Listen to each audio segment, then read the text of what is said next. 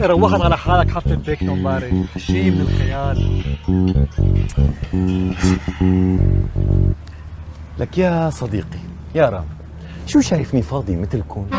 شو ما عندي شي بالحياة؟ لك يا حبيبي أنا عندي أجوائي الخاصة، عندي حياتي الخاصة، عندي كينونتي ودينونتي الخاصة.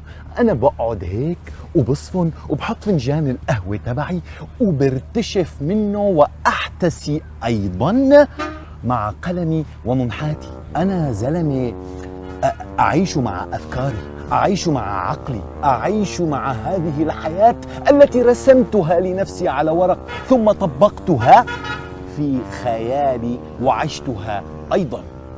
إيه؟ لا يا تيسير لا، هلا نحن طلعنا فاضيين وما عدنا عجبك؟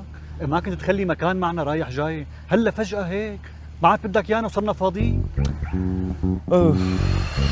لك يا صديقي يا عزيزي يا صديقي الجميل، انتو ما انكم فاضيين، بس انتو لساتكم عجينة طرية تعجنكم الحياة كيفما تريد. انتو حقيقة واقعين في مشكلة كبيرة جدا. بتعرف شو هي المشكلة يا رامي؟ لا والله ما بعرف، تفضل. هي المشكلة تكمن بلذة الحاضر وأهمية المستقبل. يا عيني انتوا عم تعيشوا سايكو كتير كبير، وخاصة في هذا العصر، عصر السوشيال ميديا وعصر السرعة وعصر كل شيء جاهز. أن انتوا أمام معركة كبيرة جدا، أمام حرب كتير كبيرة رح تخوضوها بهي الحياة. فيعني هي المسألة مسألة وقت مو أكثر. أنا تعديت لهي المرحلة. يا تيسير صاير ما عم بعرفك أنا، يعني كأنك مو أنت اللي بنعرفك.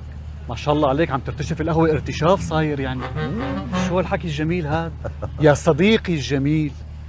والله على هالسيرة يعني فتحت لي نفسي على الأكل. قوم في مطعم قريب هون ظريف، قوم أكل معك وبمطعم.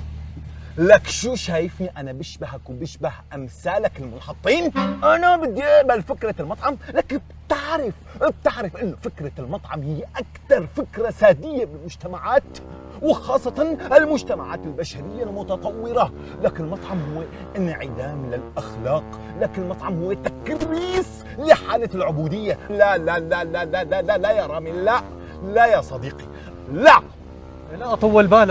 طول بالك وقاي طلع لك شي عرق يعني شبنا بشرفك بكينونتك.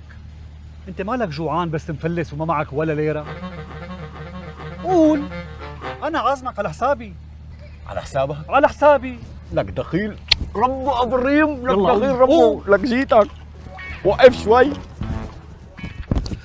ارتشاف، بدي روح اسهر ارتشاف.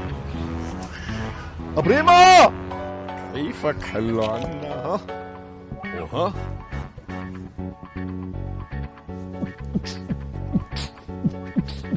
ابريمه وقف.